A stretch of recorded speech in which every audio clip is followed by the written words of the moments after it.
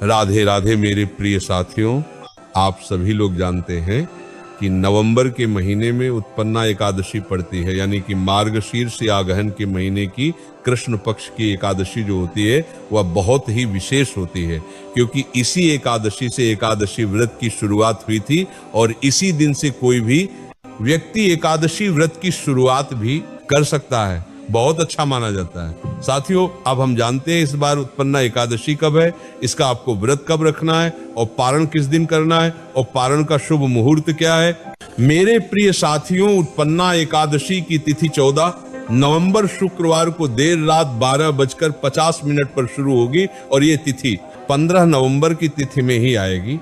इसके बाद उत्पन्न एकादशी की तिथि की समाप्ति 16 नवंबर रविवार की सुबह 2:37 पर होगी। देखा जाए तो ये रात्रि का ही समय रहेगा। ऐसे में इस बार उत्पन्ना एकादशी का व्रत 15 नवंबर 2025 सिर्फ एक ही दिन रहेगा और इसी दिन इस एकादशी का व्रत अभी रखा जाएगा। इसके एक दिन पहले 14 नवंबर 2025 को दशमी तिथि के नियमों का पालन किया जाएगा। साथियों, अब हम लोग द्वादशी तिथि के बारे में भी जान लेते हैं। ये कब से लेकर कब तक रहेगी, क्योंकि इसी बीच में आपको व्रत का पारण करना रहता है। द्वादशी तिथि 16 नवंबर रविवार को सुबह 2:38 पर शुरू होगी और इसकी समाप्ति 17 नवंबर सोमवार को सुबह 4:47 पर होगी। इस हिसाब से द्वादशी तिथि 16 नवंबर रविवार के दिन मानी जाएगी। द्वादशी तिथि की शुरुआत होते ही हरिवासर का समय भी शुरू हो जाता है और इस समय व्रत नहीं खोला जाता है। साथियों, द्वादशी तिथि यानी कि 16 नवंबर 2025 रविवार के दिन हरिवासर का समय सुबह 7:10 पर समाप्त होगा और इसके बाद ही व्रत खोला जाएगा। इसी के साथ में इस बार उत्पन्ना एकादशी का व्रत खोलने को लेकर भी लोगों के मन में असमंजस की स्थिति है कि हमें इस व्रत का पारण कब करना चाहिए। अगर आप लोग इस व्रत का पारण सुबह कर रहे हैं तो आपको 16 नवंबर को सुबह 7:15 से लेकर सुबह 8:45 के बीच में आप अपने व्रत को खोल सकते हैं। अन्यथा फिर इसके बाद में व्रत पारण करने का समय दोपहर को 1:10 से शुरू होकर दोपहर 3:18 के बीच में व्रत खोला जा सकता है। साथियों, उत्पन्ना एकादशी व्रत का पारण हमेशा शुभ मुहूर्त में ही करना चाहिए ताकि हमें हमारे व्रत का पूर्ण फल मिल सके। जो भी लोग उत्पन्ना एकादशी का व्रत रखेंगे उन्हें सबसे पहले दशमी के दिन एक समय भोजन करना होगा। इस दिन बिना लहसुन प्याज का भोजन करें, चावल का प्रयोग ना करें और तुलसी पत्र तोड़कर रख ले, जो कि आपको एकादशी व्रत के दिन काम आएंगे। इसके बाद आप अगले दिन एकादशी व्रत को धारण करें, संकल्प लेकर व्रत की शुरुआत करें और पूरा दिन व्रत रहे। इस व्रत में फलाहार कर सकते हैं, कोई परेशानी नहीं, और पानी भी पी सकते हैं और फिर अगले दिन जाकर आपको शुभ मुहूर्त में अपने व्रत का पारण करना है और इस दिन आपको चावल जरूर खाना चाहिए। मेरे प्रिय साथियों, इस तरीके से आपको इस उत्पन्न एकादशी के व्रत को रखना चाहिए। अगर अभी भी आपके मन में एकादशी को लेकर कोई भी प्रश्न है, गर्म पानी से नहाना शुरू कर देते हैं। पर साथियों, इस वीडियो में हम आपको बता दें कि सर्दियों में गर्म में पानी से नहाना अब बीमारियों को न्योता देना जैसा है और जो भी लोग सर्दियों में गर्म पानी से नहाते हैं वो बहुत बड़ी गलती कर रहे हैं। तो आप लोगों को ठंड के मौसम में किस पानी से नहाना चाहिए और कैसे नहाना चाहिए, सारी अद्भुत जानकारी हम आपको इस वीडियो में देने वाले हैं।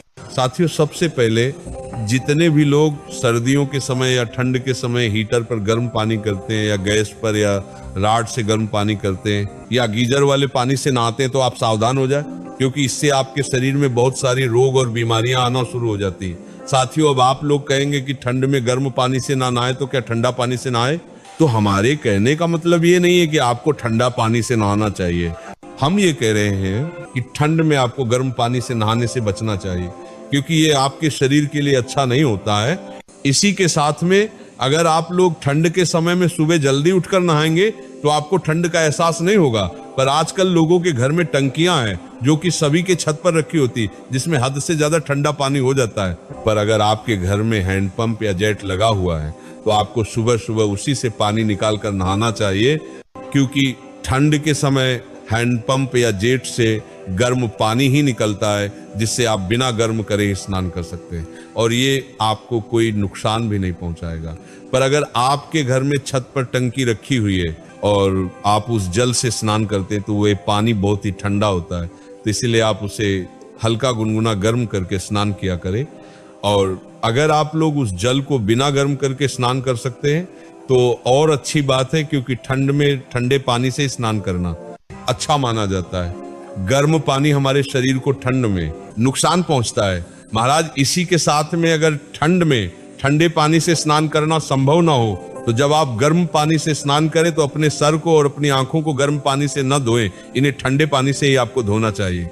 अगर आप लोग गर्म पानी से नहा रहे हैं और अपने सर को और आंखों को ठंडा पानी से धो रहे हैं तो फिर आपको कोई परेशानी नहीं होगी, क्योंकि ठंड में अगर आपके सर और आंखों में गर्म पानी लगता है तो फिर ये आपके शरीर के लिए अच्छा नहीं माना जाता है।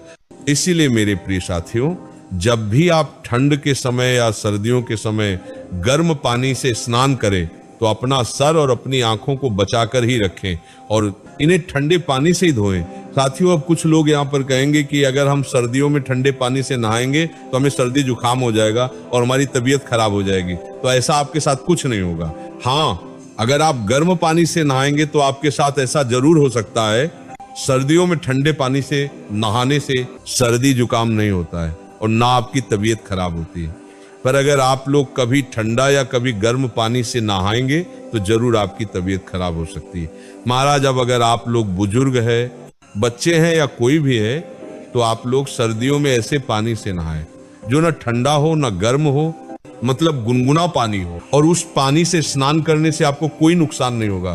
पर अगर आप लोग ठंड में ज्यादा गर्म पानी से स्नान करेंगे तो ये आपके शरीर को बहुत नुकसान पहुंचाएगा। इसलिए इन सभी बातों का ध्यान रखते हुए ही आपको सर्दियों में स्नान करना चाहिए। और ये बातें सभी लोगों के लिए है। अगर कभी आपकी तबीयत खराब हो जाए या बुखार आ जाए तो उस स्थान पर आप गर्म पानी से स्नान कर सकते हैं। पर अगर आप स्वस्थ हैं, ठीक है, तो आपको इन सभी नियमों का पालन करना चाहिए। और गर्म पानी भी आप सर्दियों के समय पी सकते हैं, इसमें भी कोई परेशानी नहीं है। पर गर्म पानी से नहा नहीं सकते, बाकी आपकी मर्जी है।